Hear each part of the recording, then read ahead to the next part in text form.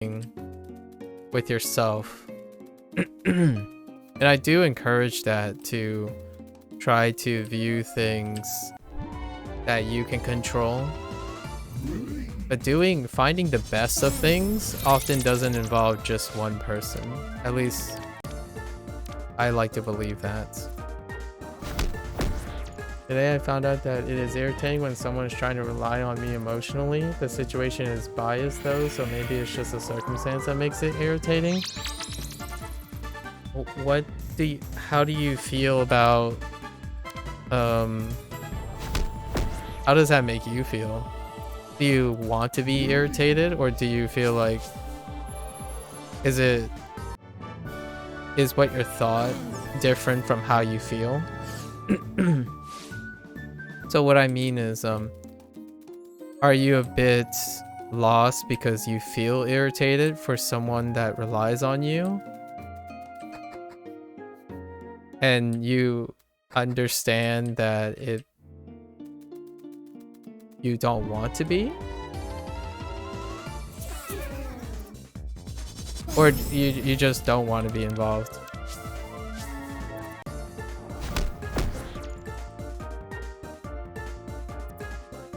There are a lot of other possibilities, but I'm making a few presumptions here that may or may not be accurate.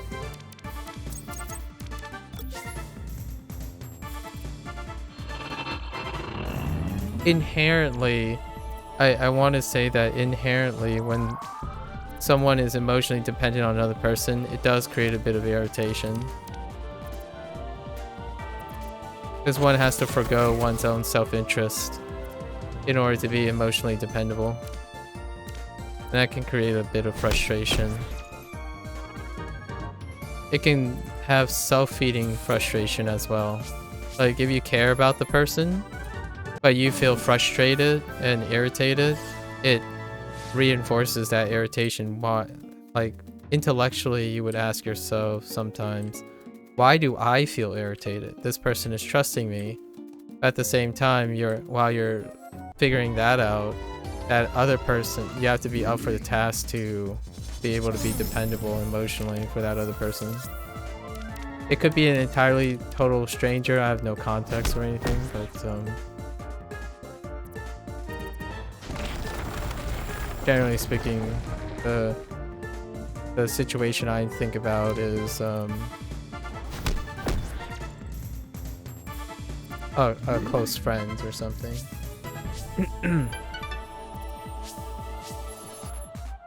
I'm trying to think of an anime. That this would resonate with what I'm describing. I feel that one, being frustrated, that is frustrating you cause you care and you don't want it to be frustrating. Yeah, that's what I'm describing. And it's very anime-ish. Like, anime touch upon that a lot, where like, I really want to help you and all this, but my life sucks kind of too, and then like, I don't even know the answer, and then you feel a sense of hopelessness, but sprinkled on top of just, I feel bad for being irritated when someone needs help, so I can't be caring at the same time. So it's a really big boiling hot pot of bad feels. It happens quite a bit. I just want that person who clearly has more life experience to just stop. It's frustrating seeing them making the same. Yeah. Oh, acting as, I mean, yeah, that's tough. Sounds like you're in a tough situation.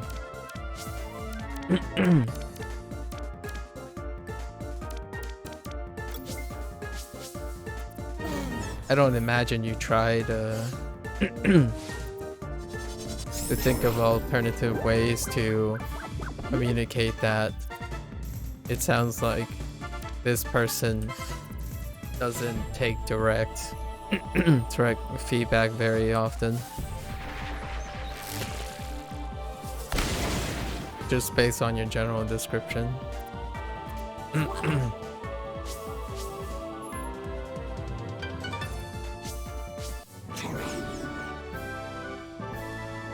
That's a big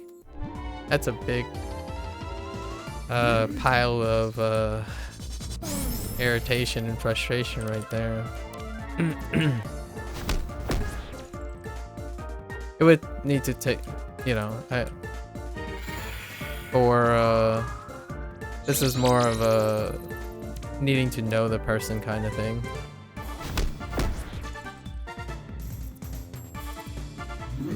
Yeah. Understandable.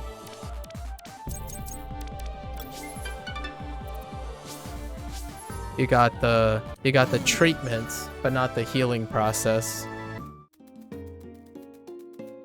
Something that's sustainably healing.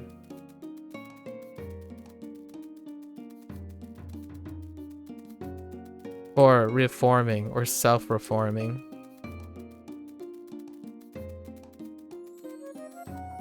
Although, seeing that, I mean, it sounds like it's a close person, so hopefully you have some inspiration somewhere.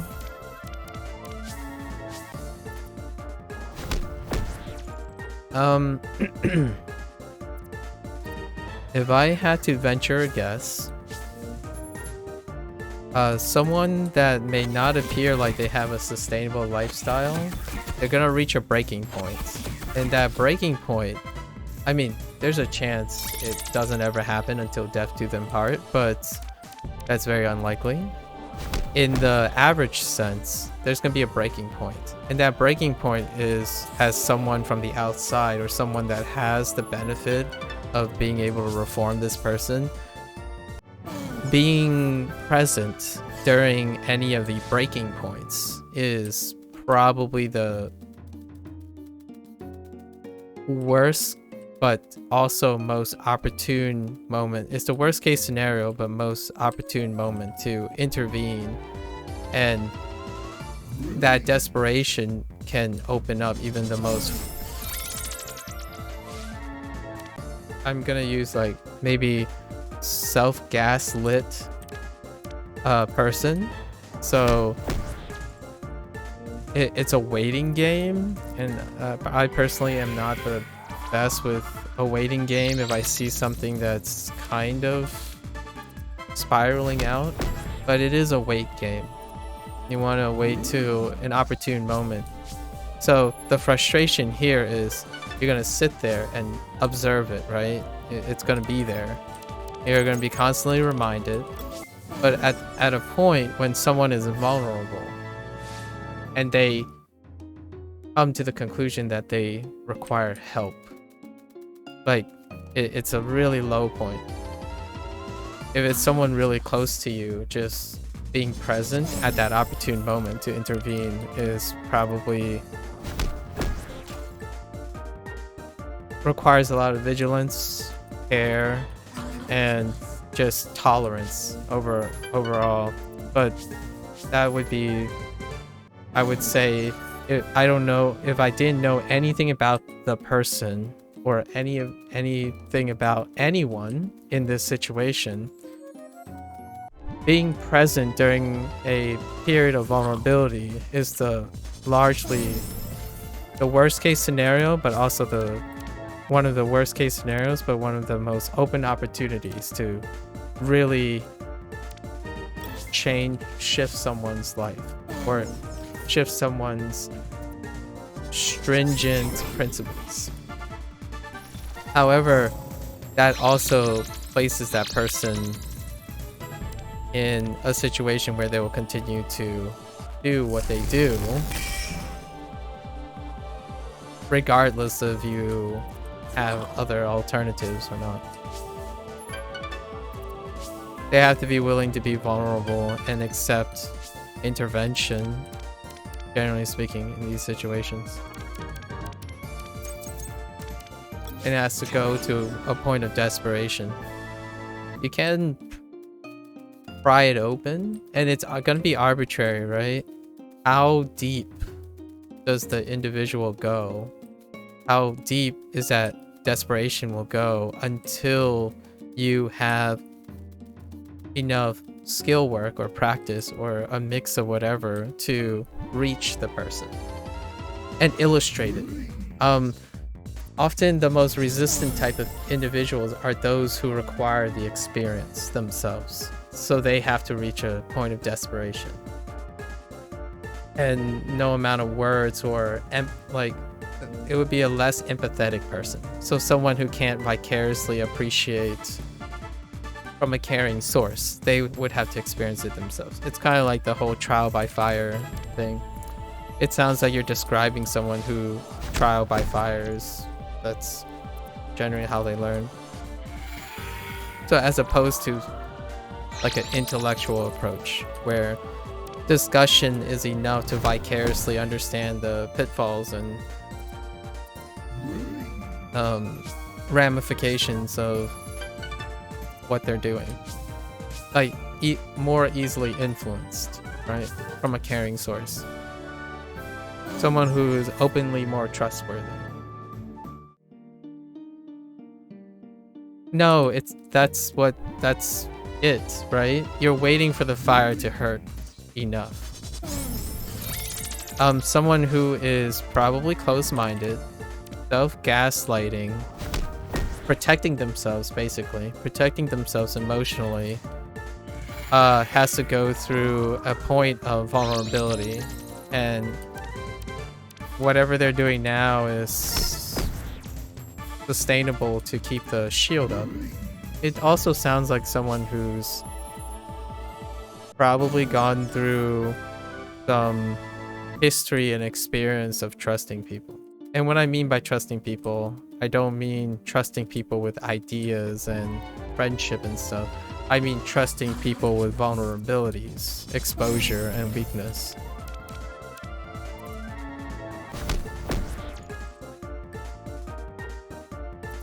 And that can be very difficult. A successful person is just as resistant to that as someone who may be persistently failing to reach their goals. They both elicit protective instincts. When you're constantly successful, you reinforce that your way or the highway, and that strengthens your resolve. When you're pathologically failing because of like some vicious cycle combination of stuff, you're also pathologically coping, and that coping can strengthen a figurative armor around reform.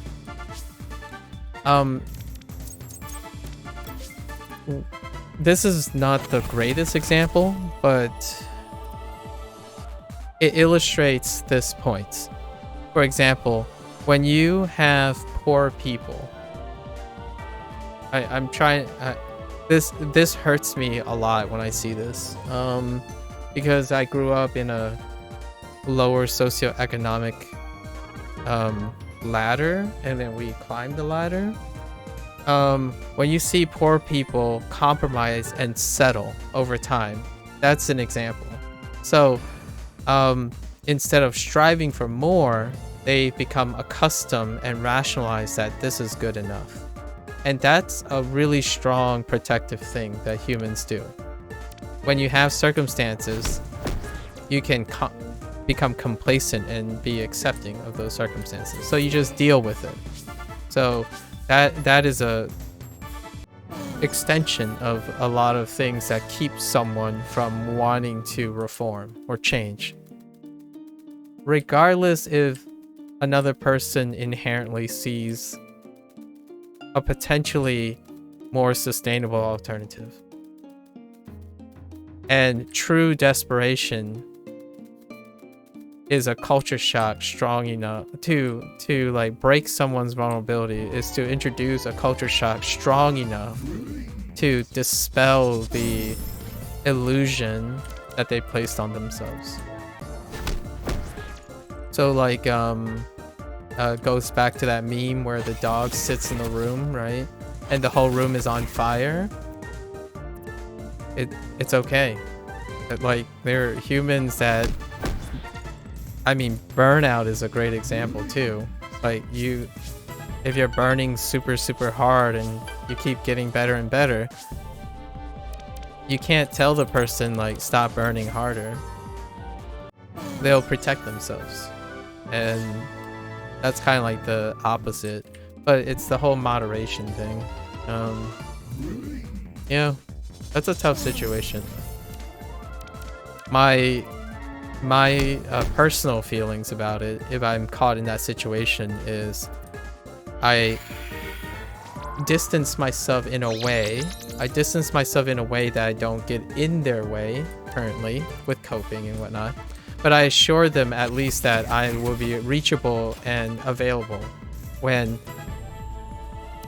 one day it goes south. That's kind of my offer, right? I make myself apparent in some way that if things go really, really far south and they are ready to accept help,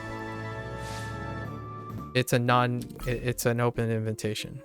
So assuring someone that you'll be present if you really care about the person and want to tell them that it is fine and things will be fine, and it's irritating you, you can distance yourself from them, but ensure that you will be available if this person is ready. And that's what I personally would probably say, to get a balance of being frustrated constantly and being worried. I'm not closing off. I still value them as a person, but they have a side of them that they have. Yeah. You sit and wait, unfortunately. It's a very passive it's a very passive approach, but I tend to not want to. I'm a more non-confrontational person, so I wouldn't go and take a sledgehammer and try to crack the person open. They have to be willingly wanting to. And it can hurt. The more you care about the person, it can hurt even more because you see them just getting worse over time. If I want to share a personal experience, I have been in that situation. I've been in a situation where this person I didn't know very well, actually. I only knew them for a couple months because we worked together. And I made myself approachable enough that this person called me in their most dire hour to do something that more or less saved their life.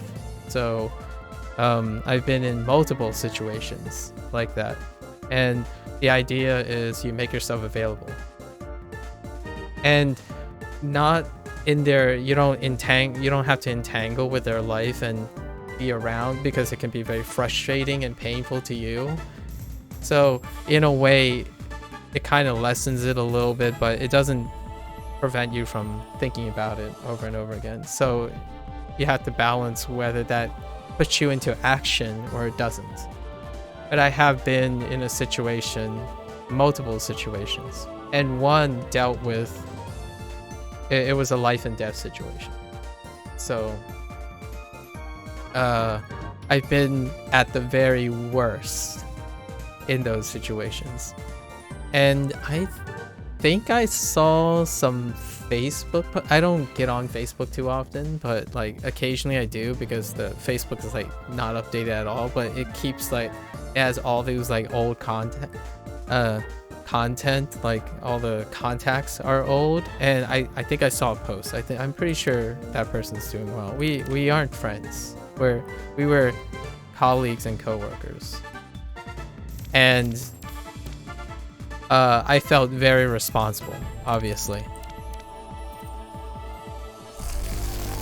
Like that's to illustrate what I mean by I don't have to be someone's friend to be, you don't have to be someone's friend or be very personally connected. Even then, you can make someone feel that you're approachable when they're in trouble. So that's the idea.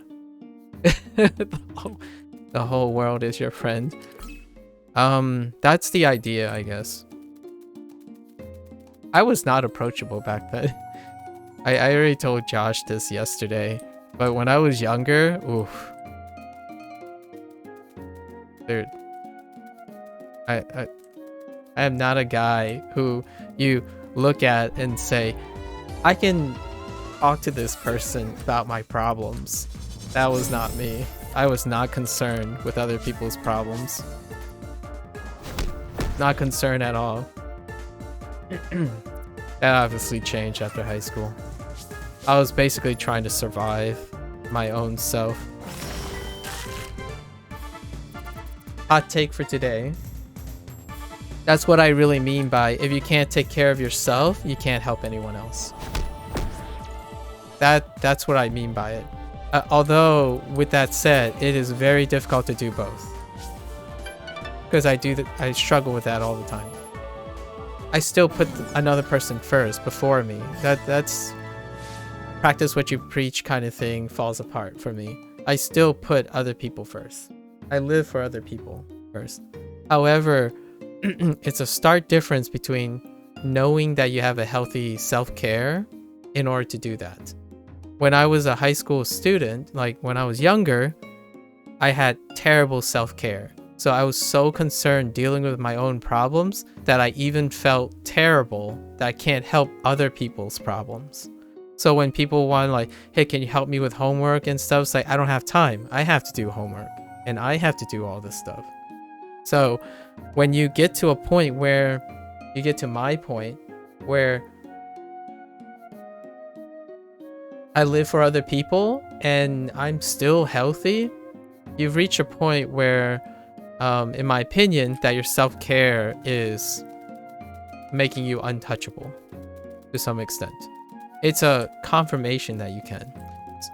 I wouldn't say I'm untouchable still, but my self-care is pretty good. Like, good enough that I can go out of my way to help people on a whim and a dime without feeling frustrated.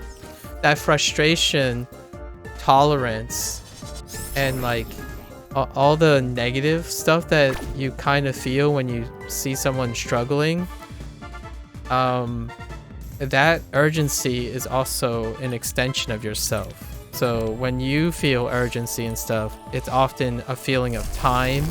So you're projecting like, man, this person is wasting their time, but it's a projection of yourself too. So that anxiety and stuff comes with the empathy that you're projecting yourself onto this person. Like, if I had that problem, I would also want to change. If I failed that many times, I would think differently and try to seek improvement. So in a way, you're also projecting while trying to empathize with the person. If you have excellent self-care, rarely do you have to concern with your own frustration or your own time. So when I'm helping someone, it's rarely ever frustrating or it comes motivated by a point of frustration or irritation anymore. It's very low. When I was younger, it was very frustrating because I could be doing something. In my mind, I want to care about this person, but in my mind also, is it even worth it? Are they going to even change? Is it futile? Am I wasting my time? That kind of thing shows up a lot. And it deals with self-care, in my opinion. It's an extension of self-care. What if number one isn't himself? Wait, I don't understand that phrase. What if? Well, it really isn't. Sort of. It used to be. I was about to say, I feel approachable and they remember I've ignored friends' requests on Battle.net that were on my... I see. You heard that? I mean, again, I'm impartial in this way, right? So Josh, you're like, technically that's true, technically not. Like, it's yes and no. Everyone's number one as long as they require the attention. And like, I wouldn't... Whoever comes first is whoever comes first. So technically, whoever comes first is number one. Now you see, you were approachable enough to get a friend request. Oh yeah, that's fair. I don't think you can block the ability to send... Oh, you can't? Being approachable is about people feeling as though they can interact with you easily, or at least what they think. Yes. They thought it was, but first comfort. Yeah, so that's kind of the thing, right? Let me tell you what let me tell you, I don't want to make it sound like this is the way to be approachable and what, that I'm sacrificing nothing, right? So the compromise is having close friends is very difficult for someone who is approachable. Just so you know. The reason why is you form friends by priority. You form friends with partialness. So there's an ambivalence to that. It comes with intellectual behavior too. Like if you're constantly concerned with other people,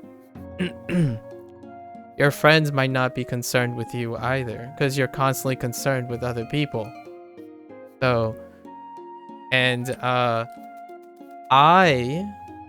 for me, what I just said, I could be the same situation as Worm's acquaintance here. So, like, I could be that person who is so stubborn, who's burning his life away, helping other people, and it frustrates someone I know. And that person find it irritating that I would put myself under a bus when I'm clearly not sustaining that while helping other people and not paying attention to them or myself. So what I'm saying, what I'm describing, the things that I'm describing about myself, it's very similar in a bad way to Worm. Like there's a really fine line between what I'm practicing and what makes Worm frustrated with that particular person. So the difference is I am not spiraling out of control. So when I see someone, for example, that keeps repeating the same mistakes or the same like learning and pretending like it's not happened, the idea is I must determine if it's sustainable. If it's sustainable, for now, it's not my place to intervene. It might be frustrating that I could possibly optimize their life or something like that, but I no longer feel that frustration anymore. Like I used to see like someone studying a certain way, someone practicing a certain way, and I would intervene. Like it would be very difficult for me to stand by the sidelines knowing that this person could save like 30 or 40%, but it's no longer the case. Like if this person's happy doing that thing or like sustainable or not spiraling into deep depression, that's fine. It's harmonious. So finding the bestest way to do things, that's what I mean. The bestest way is in the eye of the beholder. It alleviates my frustration. It's not to say that I don't feel it. I am definitely not saying I don't feel it. When I see someone burning, like I talked about this yesterday, about someone I met 2 days ago. Like I see the signs, but right now they're living life, like they're living it up. So I'm not there to discuss that. I can be happy for them. I can choose to be frustrated for them, or be frustrated with myself, or I can be happy for them. That's kind of the idea. I go with the grain. I don't go against the grain. So if someone is burning really bright and it's making them feel like the best time in their life, I'm gonna help them in any way possible. I'm gonna try to mitigate their burnouts while allowing them to sustain that. So if it was a friend I know, I would do the best for them to maximize their experience and then prepare for the fallout. So being someone who potentially is more wiser or possibly more experienced, you're there to catch them. You're not there to shut them down. Yeah, You're there to maximize. You're playing ball with them, but you're also their safety net. The idea is being a wiser person or being a more experienced person, you're their safety net. What's frustrating with it depends, Joshing? I mean, useless, the answer is supposed to be obvious. I mean, unless the answer is supposed to be obvious. It depends. I talked about the it depends thing a while. Yeah, it's normal. I'm making a big deal about something that's totally normal. I can't imagine not practicing favoritism. I need to say like 90 what I'm gonna do make happen, the emotional damage being the emotional damage comes from it depends. The eye of the beholder is not a it depends statement. That is not figure it out yourself either. Eye of the beholder is to acknowledge the awareness that you must empathize or understand the perspective of the person you're helping. It depends means you're hand waving that there are many things that are complicated and you don't choose to have a direction. Like everyone's different, for example. It depends. Everyone's different. Like figure it out yourself because everyone's different. No, the eye of the beholder in that context I'm using is no, it doesn't matter what you think. It matters what they think if you're trying to help them. So it doesn't depend at all. It's them. That's how you reach them. So like what I'm saying, I know I'm being like situational and circumstantial and argumentative. I'm being pedantic. I'm just saying that I don't like it depends the way a lot of people use it. Like agree to disagree. Just try harder, forehead. That kind of thing. The generalization, that's fair. Like I have no additions to that. It's fair game. You just said anything goes. That's fine. When I intended it to say is that there are more priorities in helping someone. In order to reach someone, you have to frustratingly initially forego anything you know.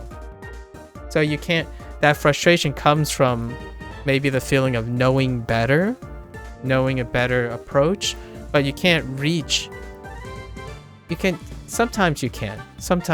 I'm not going to say it's all the time, but the most successful approach is to reach them first. Agree to it, it's pretty lame. Yeah, agree. So here's the agree to disagree. My agree to disagree thing. It's kind of a cop out too. The agree to disagree thing insists that there's a right or wrong. It insists that someone is not on the same page as another person. Well, in the situation that I'm talking about, you're helping that person. You're constantly in agreement. There isn't anything more important than agreeing that you have the best intentions in mind. So the moment you talk about agreeing and disagreeing, you're suggesting that you're enemies. Like you're going for different goals. It distracts you from what the most important thing is happening here. You're trying to look out for each other. So if you make it a competition and a debate, you stop caring about each other, or you care less about each other. You start caring more about yourself. When you say agree to disagree, you're defending yourself. You're like, nah. We're like, I have my ideas, you have your ideas. That only detracts from the idea that the whole point of you're trying hard is you're trying to help the person. That person will not feel the same. The moment you think it's a competition, like, oh, you're right. Like, you're trying to make this person feel better. And then you hear these words. When the person you're helping says, oh, okay, you're right. You're serving yourself. You're no longer helping that person. You're only going out of your way to prove yourself right. That's ultimately just going to detract from helping the person. The person's going to feel guilt. misunderstanding, potentially embarrassment, shame, they can still also feel appreciative and happy, right? They can feel happier, relief, and all that, but it's also with everything else. The shame, embarrassment, feeling incorrect, feeling mistaken, feeling dumb, all that, all of that is there. Like, it comes with a cost. So now you just walk away, and what do you feel? What do you feel? For me, I would feel remorse. So for me, I don't like agree to disagree. I don't like it depends when it comes to helping people. Like circumstantial, double standards,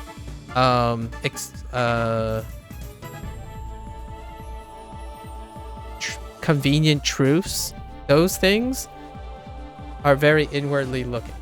So when I walk away and that happens, the only thing I generally feel, the dominant feeling I have, is remorse, because I only went out of my way to make myself feel better and not the person that I helped. That's how I feel about it. I'm very rigid when it comes to this. It's not a competition about who gets the better say, who gets the better idea. The whole intent is to get the person to a better place than they were. And if that involves enabling them in a really weird way, that's the cost. Your irritation, your tolerance, your frustration is the cost of helping someone. Is it good? Is it enough? Some people might say no, right? They walk away. It's not worth their time. I have walked away from things before. Like I would never say I always did something or always did. There were times when I feel absolutely hopeless and I walked away from it because I earnestly believe at the time I had nothing productive to offer. If you sacrifice the other person's feeling for your own feelings and feel bad about the cost on the other person's feeling, then you're not maximizing the sacrifice. Did you just make it into an evil thing? Wait.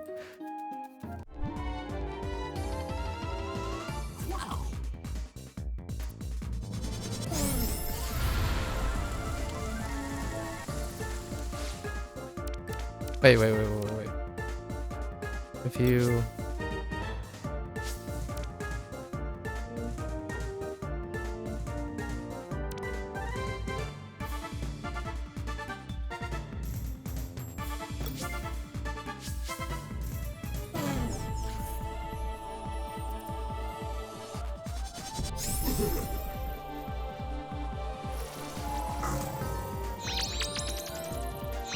Yeah, agreed. That checks out. It took me a while, but that checks out. Agreed. Avalanche. First use of avalanche. Okay, I was a little depressed. That's a little depressing. That didn't look like an avalanche. I was expecting more snowballs than that.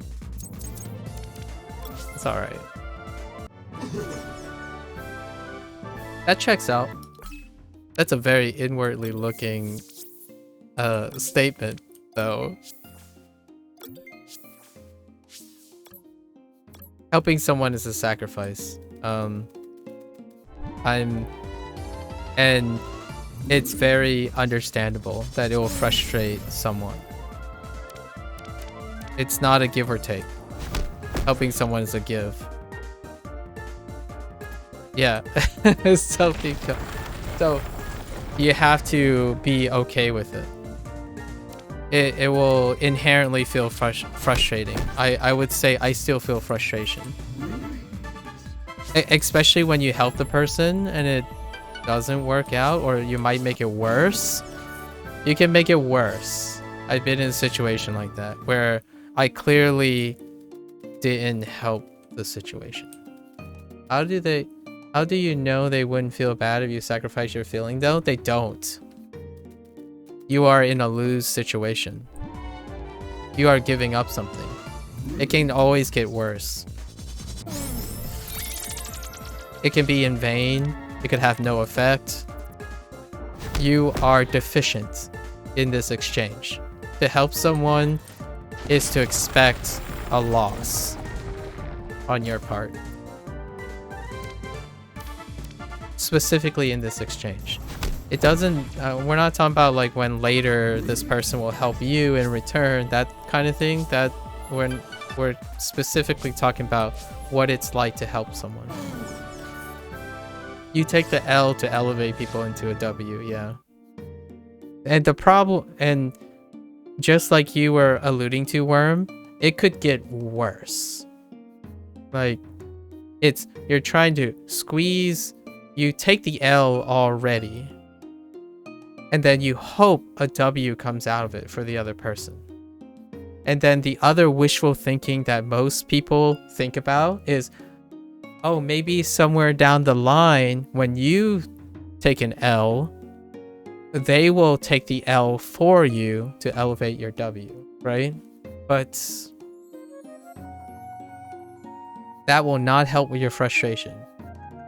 In my opinion, that type of mindset will set you up for feeling of entitlement, the belief that equivalent exchange has anything to do with altruism. Altruism is not equivalent exchange. I don't know how that somehow they end up blending together. The idea that when you help someone, you get something in return. Many people would say, no, I don't do it because but it doesn't stop you from feeling the frustration of it. Humans think of benefit. It's about self-preservation. When you help someone, you want to get something in return.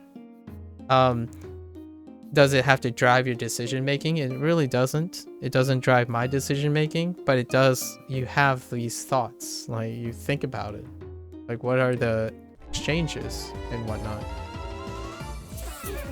So yeah, how do you know they wouldn't feel bad if you sacrifice your feeling? They don't. You don't know for sure if it's gonna happen.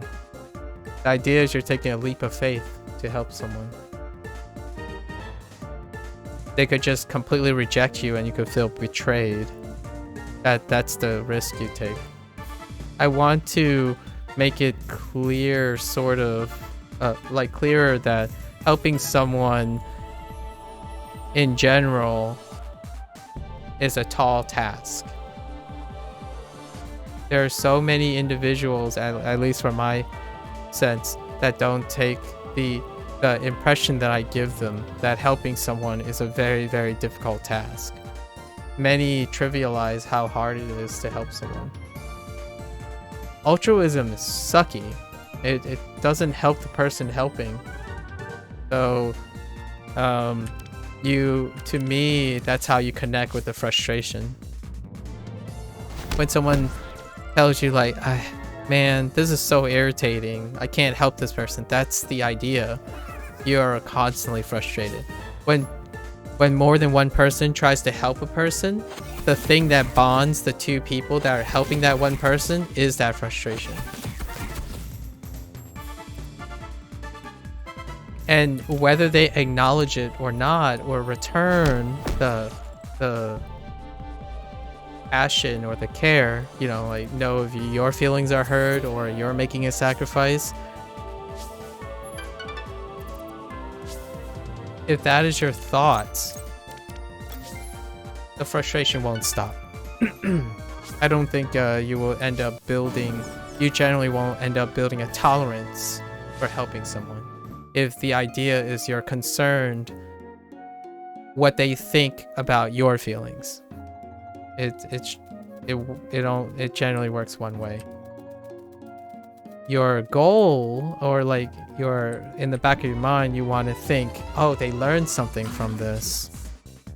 A lot of times when you help someone, they don't. Actually, I would say, you know, that whole romantic thing where if you help someone and then that person goes on to help someone else, that's a very romantic gesture. But personally, the grounded expectation is it's a mixed bag. When you help someone, they might just go and repeat the same thing. If you help someone They might go and help someone to a lesser extent. The one thing that I do like about those types of things, those types of thoughts, is when you help someone and someone else look at you and encourage them to help someone else. Those are the individuals you are helping people, especially in public. Those are the people you're targeting because they have resources to sacrifice.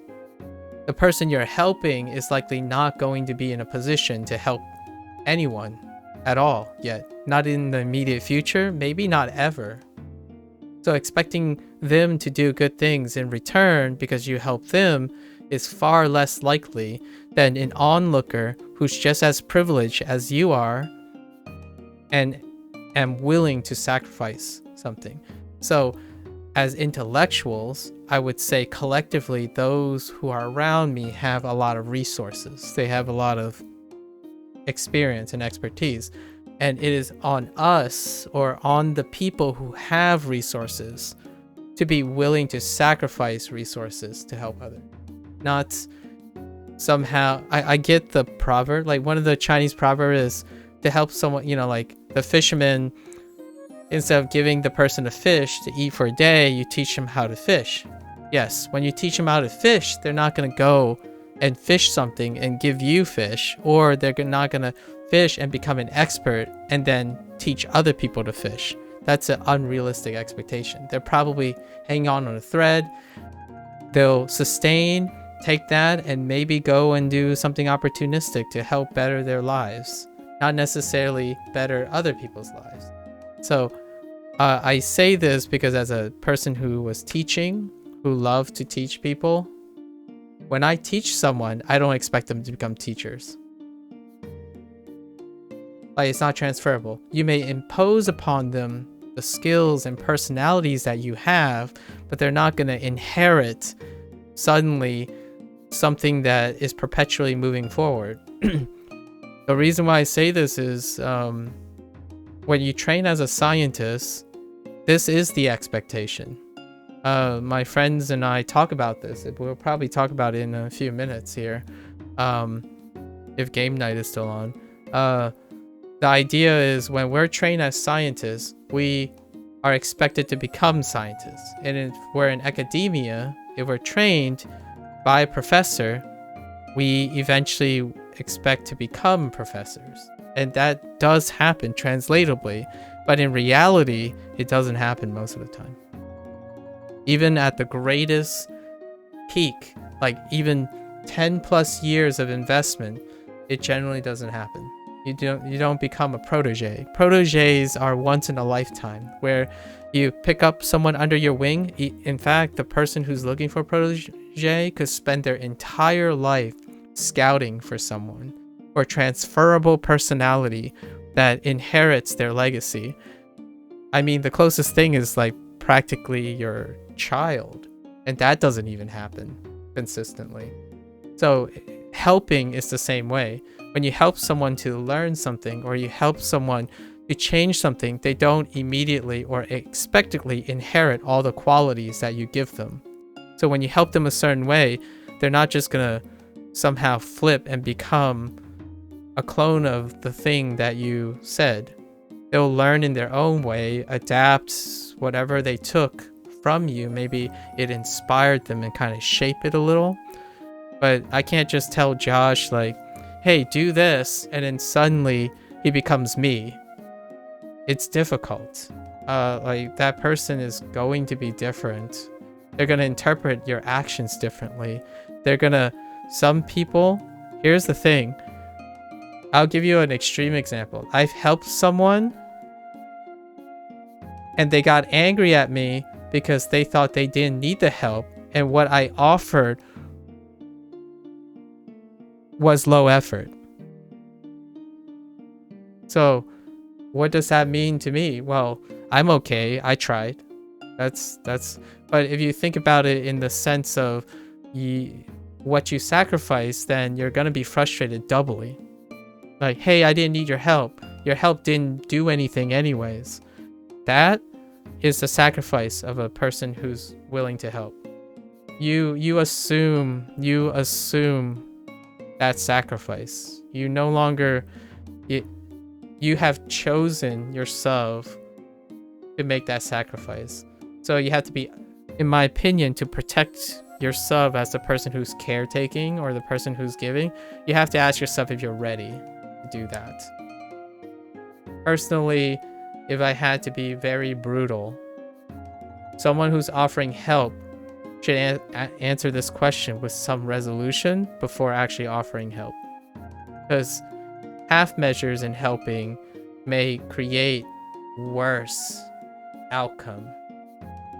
Like even worse. You could make it way worse. And I have been there before. I have totally been, here's the situation I would describe in my younger life. I offered to help many people because I don't know when to stop, right? So I stretched myself too thin. And what happened is just, it had more people upset with me not being able to help them properly or being divided. So you can sacrifice too much as well. You have to be really aware of what you can offer and what you can't.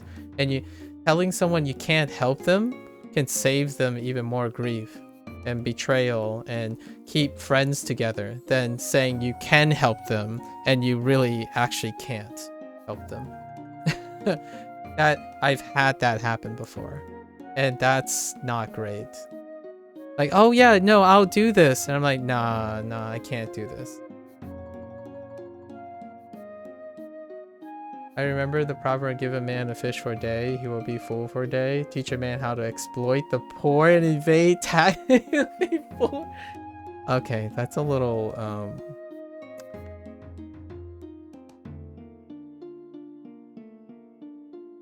it's about being, okay, it's a hope that you succeed to help, so true. It's about believing that the world is fundamentally a good place. You can choose to believe that, and I do. I choose to believe that there are some human conditions. Self-preservation is one. You can choose to help. When you help someone, the one thing you can rely on is that they want to succeed. That's not the same as having good intentions, or a good place. But one thing I believe pretty well is that people choose actions and mistakes and whatever you want to interpret it as a way to survive and benefit themselves in some way. And you might be thinking, well, Maku, you just said you live for others. And I'm like, I live for others because it makes me happy. Making me happy is what helps me survive. I just skipped a step. But the idea is it's still inherently motivated by myself. Like, I want to help people, so it makes me. So if you ask yourself, which some people come up to me and say, you know, I'm a really nice person, I love helping people, and then they talk about things that they help, and then they start revealing that no, they don't really like helping people. They like the clout, and I do like the clout too. I'm not going to deny I don't like the clout. I also don't need the clout. That was a separator in our discussion. When someone said like, oh yeah, you know, if I help someone, then other people will help someone. And I'm like, how do you know that? It's like, well, you know, good breeds good. It's like, I don't think that's true. I don't help people expecting that other people become good. I help people because I know they want to help themselves. That's one of the fundamental truths. You can help someone help themselves. That's a guarantee, in my opinion. That's a principle I like to believe in. People are not magnanimously altruistic. Like, I don't think that, but they can see, humans can see that in other humans that they want to help themselves. So when everyone's helping themselves and they're able to coexist mutually by helping themselves, that's one of the finer points of the human condition, in my opinion. That's a belief that I want to hold.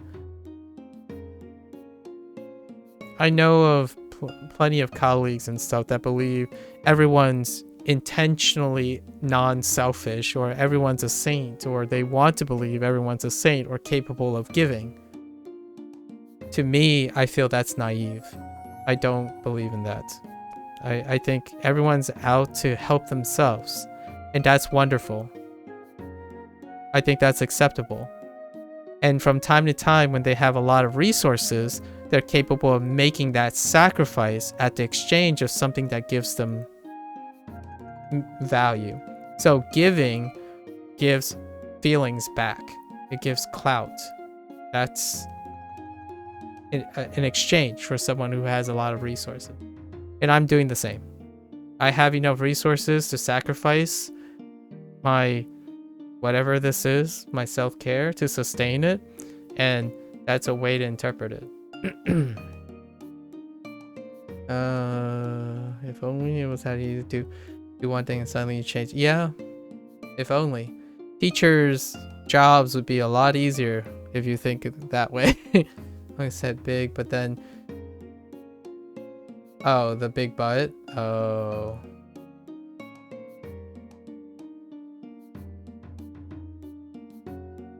Listen, big butts with 3 T's, okay? Even if you don't have good intention, you can feel good about helping. Yes.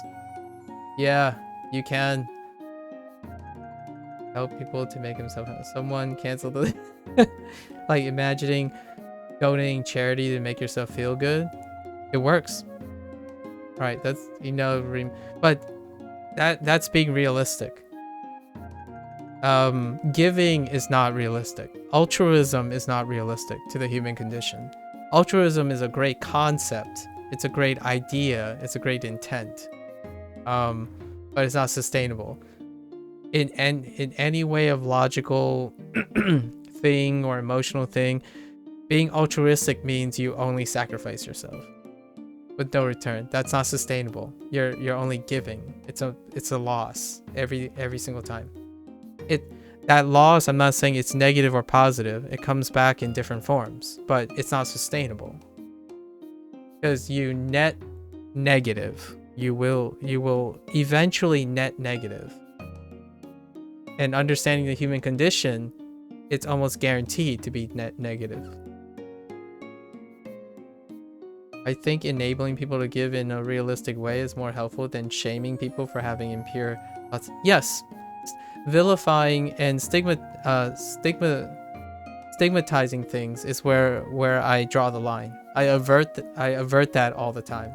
So sometimes I even completely change the shape of words. Like quitting, it's stopping. Or losing,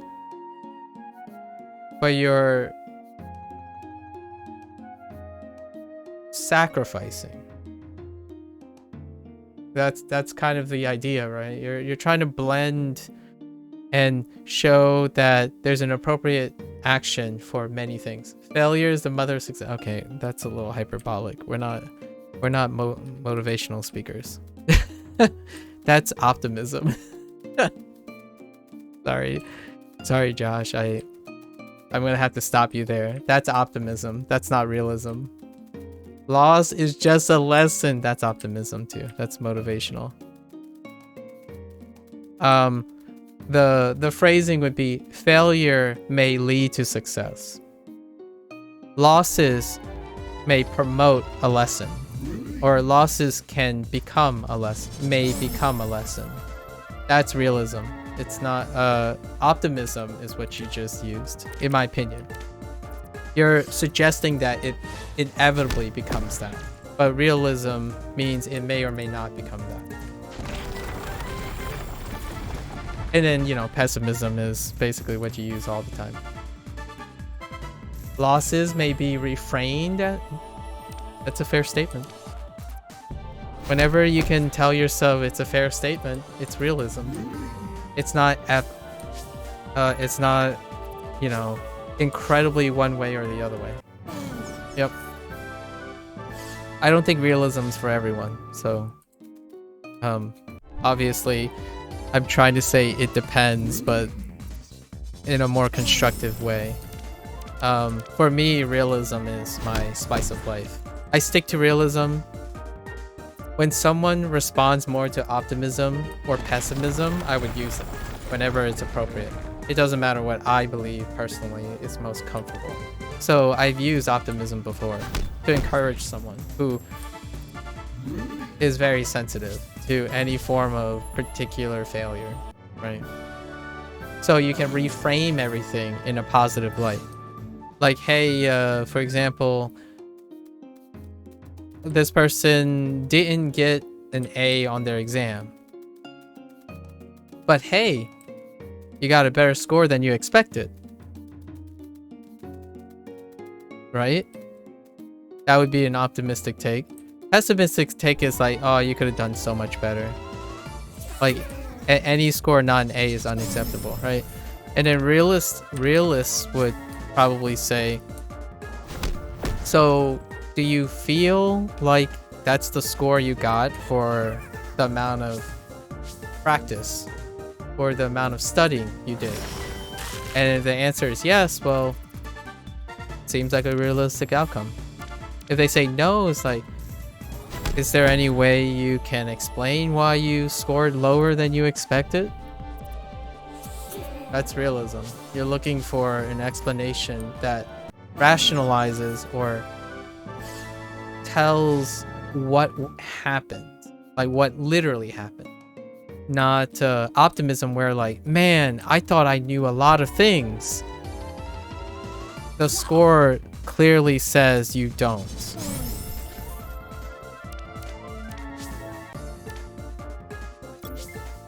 Like, you literally had a poor score. No matter what you think, how good you are, the score doesn't change because of how you feel about yourself. And then pessimism's like, oh, I did better. And this is a good euphemism where like, oh, I did better than I expected. A realist would probably say, that's still a really low score. Like, are you satisfied with that? Because that's a low score. It's like, well, I did better than I did. That's kind of optimistic too. But that's going in it with a pessimistic outcome. So if you think you were going to score low and you score higher than it, it may throw everything out of whack. Realistically, it would be like, I'm not very prepared for this exam. It's like, yep, that's about where I thought I was going to score. And if I ever enter a conversation with my friends after an exam, that's largely the type of conversation we have. It's like, well, you know, I didn't review this part. I clearly forgot this part when I was going in. Instead of, nah, I know enough.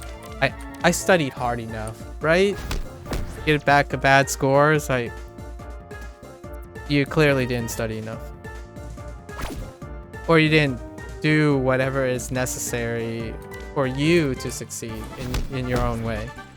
And then pessimism, we just don't talk about pessimism. Let's just not talk about pessimism. It's like, here's the pessimistic approach. Why bother studying if I'm just going to fail the exam anyways? It's like, why spend 10 hours of my life studying when I can't improve my grade? That's pessimism. But we don't really want to be in that situation. That's lowballing yourself all the time. That's just being efficient with your time. That's both a realistic. That's both realistic and optimistic at the same time. Depending on your intent, you're turning a bad into a good, but you're deflecting, but you're stating something that's obviously true. It hurts more to be optimistic about what your score is going to be getting a low score compared to being optimistic with what you know what I'm going to say to that, right?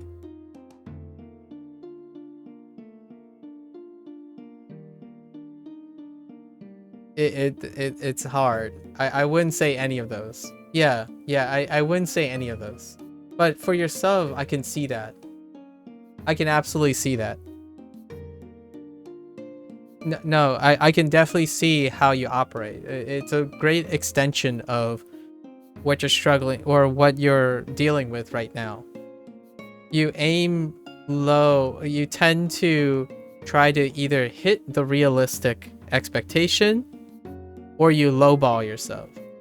So if I'm asking you this, I'm just asking this. I don't know if you've thought about this. Do you think this outlook is why you are not doing so well? So ask yourself, it is in your view, in your experience, what you just said is true to you. Is that what you're doing now that makes you really lowballing yourself and your self-esteem? Or are you doing something else and that's why you believe it? I know that sounded cryptic because my thought wasn't clear. Do you operate realistically / pessimistically right now, and this is the consequence of that, and you believe that to be true? So the facts are, if you are doing that now, you are not happy. Oh, okay. So I won't try to tell you it's not true, if you know what I mean. I'm trying to ask you, have you tried to do the other thing and see if your life outlook change? What I can tell you that is a fact is that there are more optimists. Like I would argue, I don't have hard evidence, enough hard evidence, that the optimistic perspective has been more consistently associated with success seekers than pessimistic people. Corollary is corollary, not causal, but individuals with optimistic mindsets tend to be more consistently successful than pessimistic people. So what you're saying here is it hurts more to be optimistic about your score, getting a lower score. There are more people who took that outlook and are associated with peak performance than pessimism. It might not work for you. I'm just telling you that you could try it. Maybe that's the goal. Josh, listen. I'm just offering, what if you try it and see what happens? You know what I mean? Like, if you haven't, but if that's what you're doing and it's making you miserable and you just realize that, then doing the opposite or trying the other way, which is the thing you just said, could be an alternative. It doesn't, in my opinion, it doesn't hurt to appeal to your experimentation. I won't tell you that's what's going to happen to you. Some of the observable facts are what I share. So it is possible for you to be optimistic and succeed. It is also possible for you to be pessimistic and succeed. The question is, where are you now? And is that the reason why you don't feel great about yourself? But it hurts less when things don't go well? Wait. So you are being more optimistic now, and you're getting used to it. Okay, yeah. I get you. So you're trying to be more optimistic now, and you've gotten used to the disappointment, right? The frequency of disappointment. Yeah, relative to a good outcome. Not, yeah. I get it. Do you know if you're performing better because of it? When you go in with a sense of confidence, a lot of times, here's the thing, right? Mindset can affect the outcome, but the outcome is always going to be the outcome, right? Like, for example, if you studied a fixed amount of time, if you studied a fixed amount of time, just one of you study 10 hours, the other person study 10 hours. One person says that 10 hours is not enough, I'm going to fail anyways. One version of you says I studied 10 hours, I'm going to do good enough. Like, it's going to be good. It's going to go well.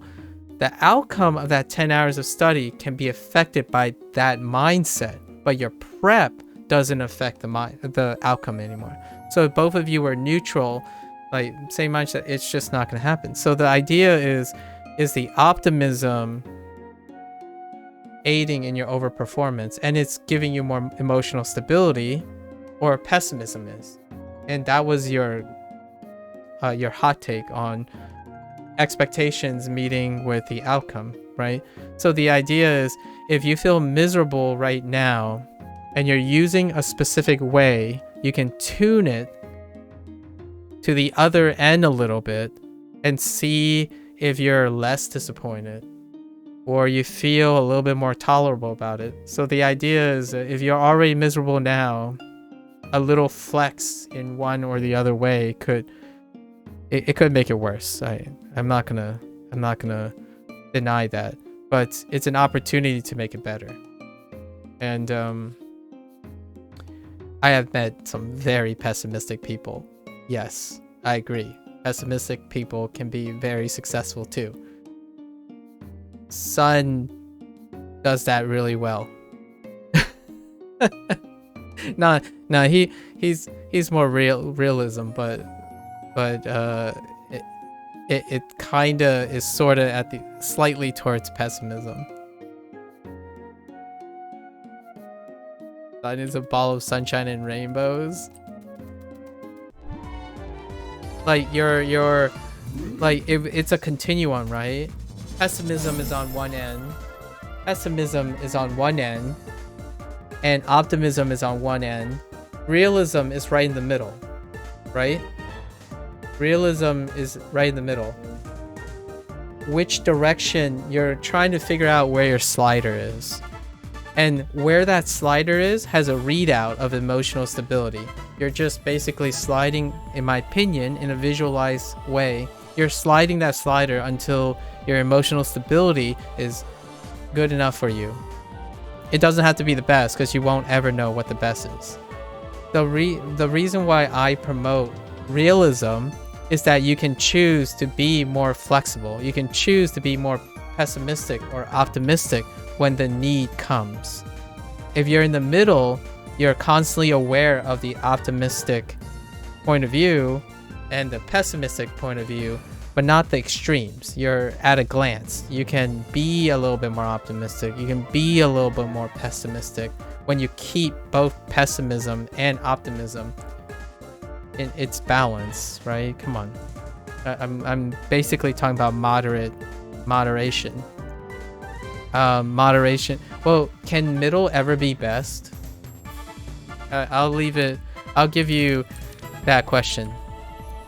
Can being middle ever be best?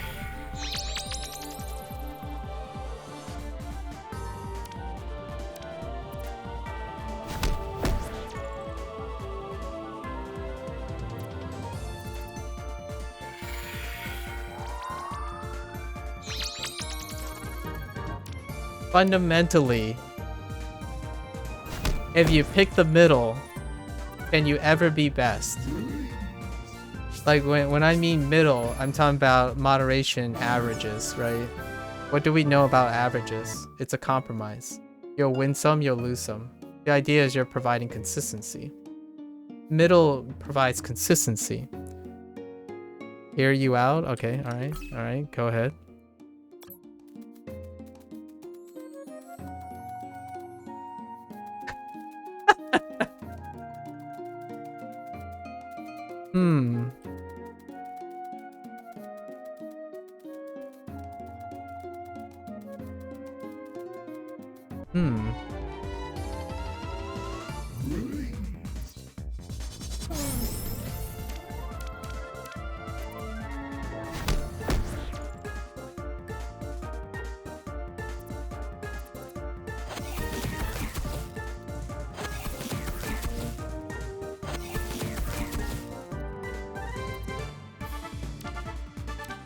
That's an interesting thought. I'm not sure if I have anything to say to it. I'm not entirely sure if I have a reasonable rebuttal to that.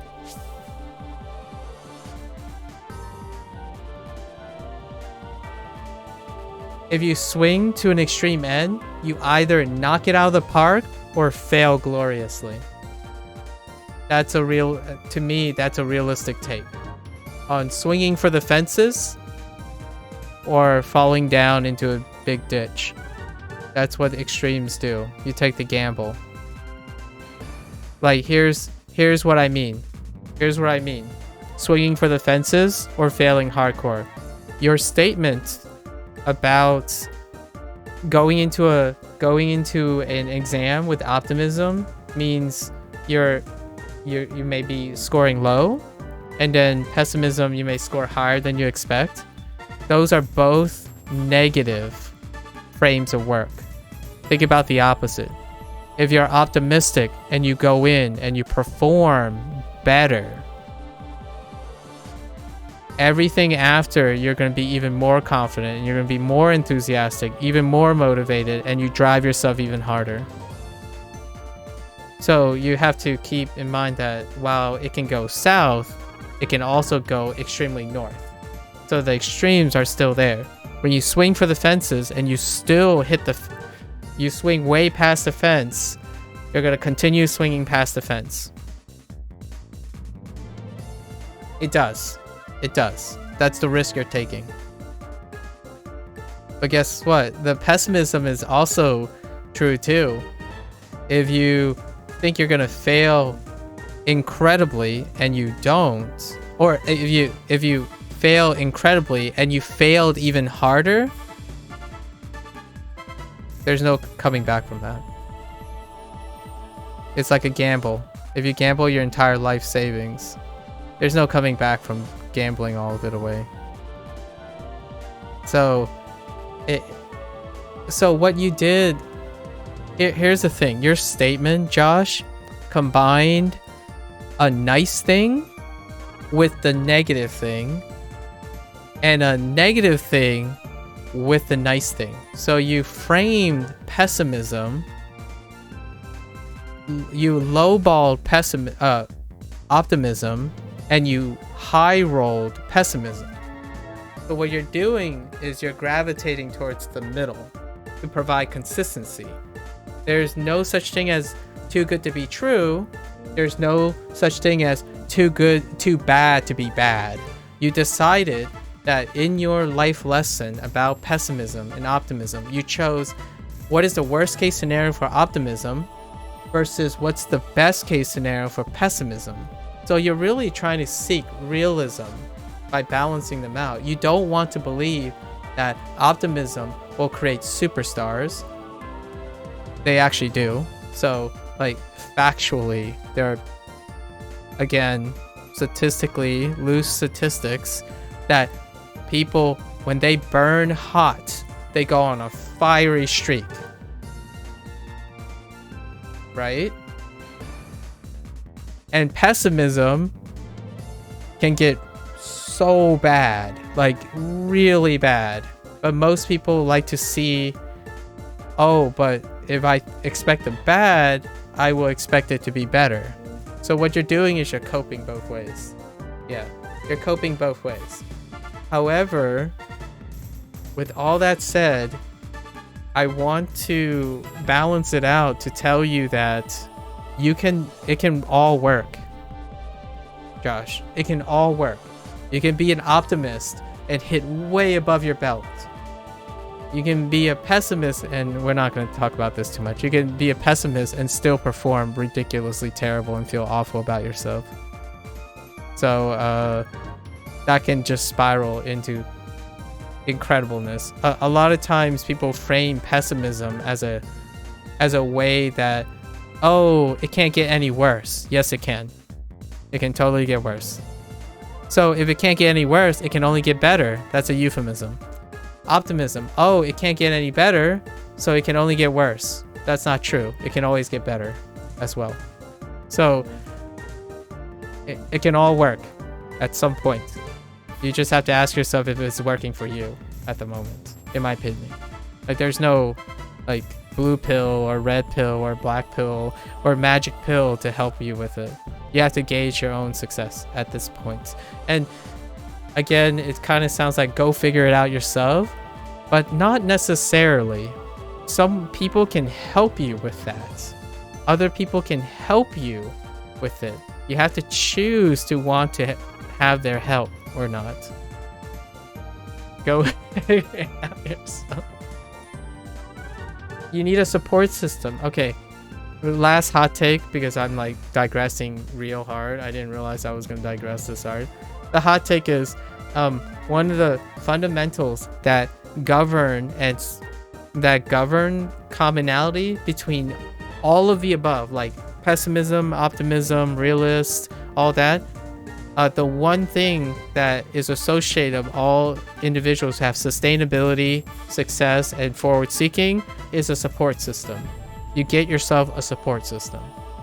The bigger, the more refined and dynamic your support system is, you mitigate the drawbacks. You just mitigate everything. Just, hey, you suck at your finances. Get a support system for that. That's it. If you think you can handle it, go for it. Absolutely. You cover your weaknesses, patch them up. Support system is number one. That's just it. If you have the worst of times in your entire life, find a support system for that. That's the idea. Build your support system. There's nothing, in my opinion, there are very few things that are more important to someone's self-care than a proper support system. You may never use the support system. You don't have to use the support system. You can build it and just never use it. It doesn't make you any weaker or stronger to have one. It's just you have it. So everything, most of the things you do, you'll say, what's the worst that could happen? My support system will pick me up. That's how you provide that safety net. I want to jump. I want to take a leap and gamble it all. It's like, what happens if I lose? I have a support system to pick me up or prevent me or something. What if I make the wrong mistakes? I have a support system that will help me, guide me into the correct direction. It could be spiritualism. I kid you not. Like, I'm not a religious person, but that's what spiritualism is for. Like, those are support systems. It helps a person mitigate the terrible feeling that you could possibly fail. Love is a support system. When you know someone loves you, no matter how hard you fail, it will not make failure undeniably worth risking. Like, a lot of us would say, like, oh, we don't want to risk failure. Don't take gambles. Don't do extremes. Don't reach for stars. But if you have love, you have a support system. It will allow you to take those gambles and not feel like the world is going to crumble. Okay, that's the last thing, by the way. Last thing, you know, scout for your support system. Scout out people, you know, scout out people that will help you with that. Right? Visiting someone we can't have. It's too much. Or so that he can be my. But I mean, that's fine, son. But remember, don't rely on the idea that when you don't be too dependent too. It's a balancing act. We would need a bigger network. It's always about having the option of being able to use it. Yes. That's true, but I'm 99% we're not. It's just always taco in case you always leave it. Anyways, I really mean it though. That's kind of the thing. I mean, if you don't trust me, just go. Like, I just said just. I don't like the word just. I need to stop using the word just. If you don't believe me, find your favorite writer that is maybe super happy and read something by them about how they keep motivated, they'll probably refer to and thank the people and stuff around them that keeps them moving. Be it their family, their lover, their children, their friends. That will be a commonality. When you see a super successful person, but that person doesn't look so happy and potentially stressed out and look like they aged accelerated 3x, but they're like the genius of all genius, ask them what they like to thank. They're probably not going to thank other people in their lives. They're probably going to thank themselves. So which one do you want to be? For me, I'm not the latter. I'm the former. I used to be the latter. I thought I was a superstar, that I didn't need anyone. But like, I thought I could do it all. I'm not that. I've discovered the value of legacy, the value of almost naively trusting people. Because every gamble you take on trusting someone, it's going to come back and bite you for sure. But the one is worth more than all the failures. Probably to trust you like do. Here's the thing though, if you trust me, I would probably tell you as someone who cares about you to not just trust just one person on the internet who you happen to meet because we played a similar game. That would probably be what I would say. That's the earnest thing. Like, you need to find more. You need to find more. If I'm the person that you trust most right now, Josh, if I'm the person that you trust most, I worry about your support system.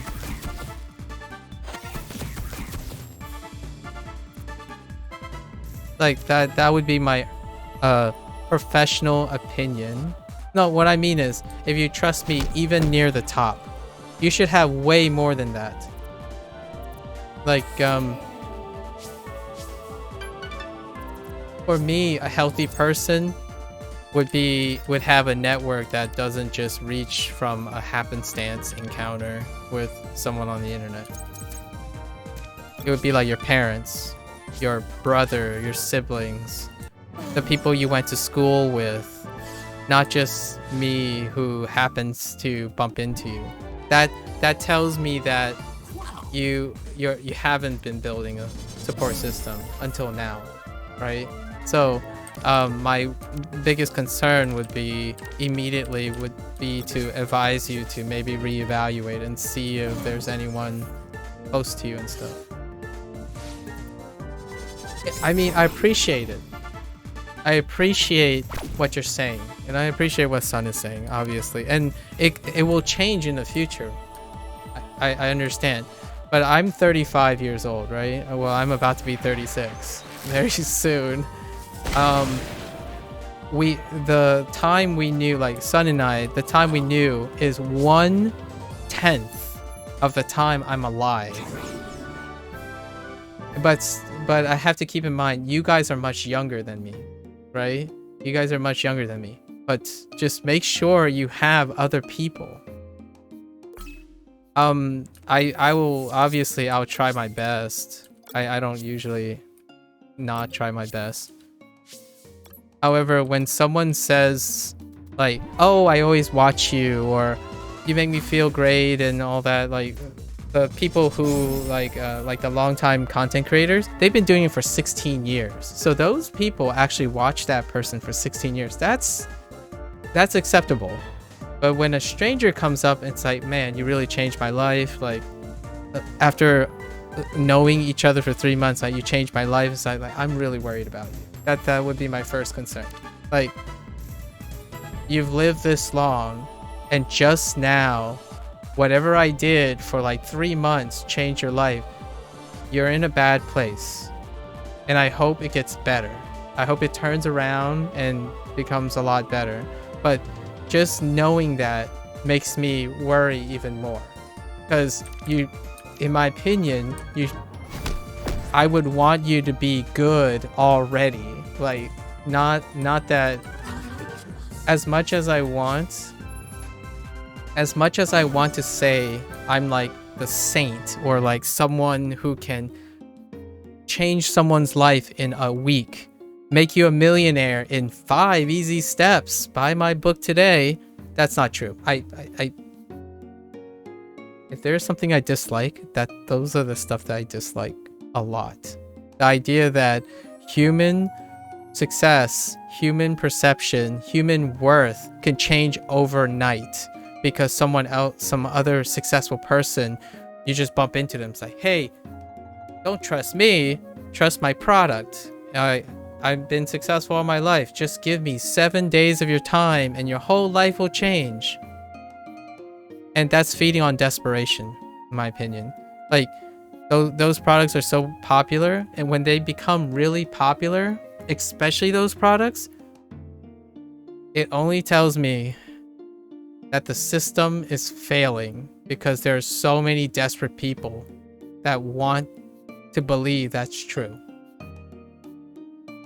My vision of a stable society is when those products aren't the things people ask for.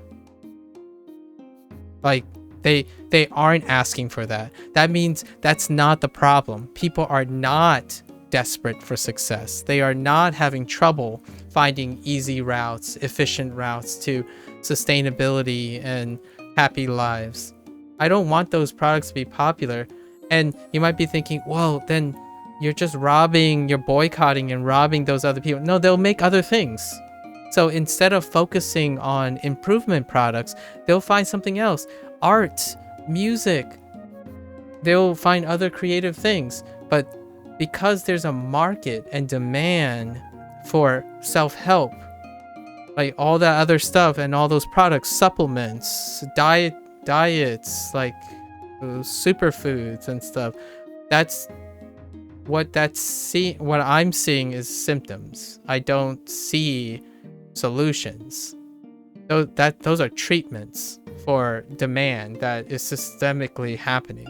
So as a business person, if I was in it for business, I would capitalize on it. You capitalize on human desperation, insecurity. That's how you easily convince people to spend money. You capitalize, and I don't like seeing that. Capitalize. Whenever I see the author who wrote the self-help book, I'm not trying to diminish their work. They are obviously well informed of what people need or want to hear. However, if there wasn't a demand for their easy, get healthy books, they would be challenged to use their greatest expertise to be creative, to push humans even higher. So right now, those easy products, those easy gets, to me, are capping brilliant people, like indirectly. Like those people who are writing the self-help books, they could be writing something else. But because there's such a high demand for self-help books, they're not incentivized to write anything else, right? Like, you have to understand it's a give and take when it comes to supply and demand. So when someone who's like really fortunate and healthy say, why aren't anyone making like solving the cure for cancer? Like, why did people stop investing money in cancer? It's because there's other problems that are more profitable. So if you don't solve those problems, there's no incentive to solve other problems. You're not looking at complex problems if you can't even solve simple problems. That's how it works. That's how the human condition works. If poverty, like, some people say, like, well, why can't we solve poverty? Like, there's all these resources that can be redistributed to solve poverty around the world and equalize wealth and stuff. It's like, well, that's a really complicated problem. But right now, the things people make money to incentivize the people who are able to solve that problem, possibly, are incentivized to do something else. And it requires so much less investment. So until you solve those quote unquote lower effort demands, those brilliant people don't need to challenge themselves to solve a more complex problem. It's kind of it's the philosophy behind the Golden Age and the Enlightenment. When you reach the Industrial Revolution or the Renaissance or the Enlightenment period, it's a period of time where humans were ultimately not concerned with easier, lower effort, direct problems that they can solve immediately. They then decide to extend beyond that because that's where it goes. But now we have so many problems in front of us that are demanding attention, so that's where it goes. There's not enough brilliant people in this planet to solve all the smaller problems, let alone more complicated problems at the moment. And that's how I feel when I see products. I love the products, by the way. I'm not a user of those products, but it's great to see that people are still trying to solve the problems. But humanity, technically, I mean, I don't know if I would consider the internet revolution as a golden age. It can sort of be like a golden age, but the golden age came with so many other things, so many other problems, which we are trying to resolve, right? As a community of human beings, as a species, we're trying to solve that in a way. But it's tough seeing it, the result of it. It's all about money, Kevin. It's like, if a problem is solved, the same problem who are working on this problem will work on something else. Yep. You could say that for literally, yep. But we'll get a golden. Yep. We'll get. So the idea is, when someone asks, why isn't anyone solving this problem? The question, in my opinion, the more reasonable question is, are there people interested in solving this problem? And when I mean interested, I don't mean like good intent stuff. Are there resources, incentivized, motivated, intentful interest in solving this problem right now? You can have tons of, it's not that there's an absence of brilliant people to solve problems. Is there enough incentive to do it right now? It's not why, it's how the stuff is happening, in my opinion. Until someone makes another thing with another set of problems in first that would be pessimism, but all right. That's a slight digression. And I'm not someone who's above this, by the way. What I'm selling is the same thing, Josh. Like, the reason when I'm doing this, the reason I am doing a lot of these things is the appeal of the stuff, right? I'm not telling people that I know what they want or will want. I can only observe what's already happening. We'll have a breakthrough, just make everyone happy. A Pega. Stick a couple of electrodes in everyone's brain and stimulate the dopamine section of the brain in moderation, deliberately calibrated to the circadian rhythm of the person by reading out their hormones.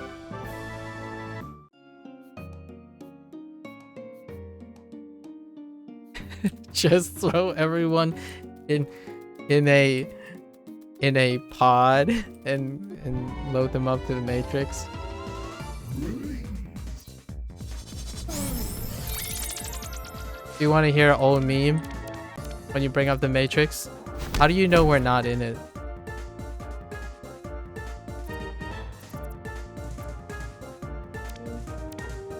Someone must really hate you though, but you know.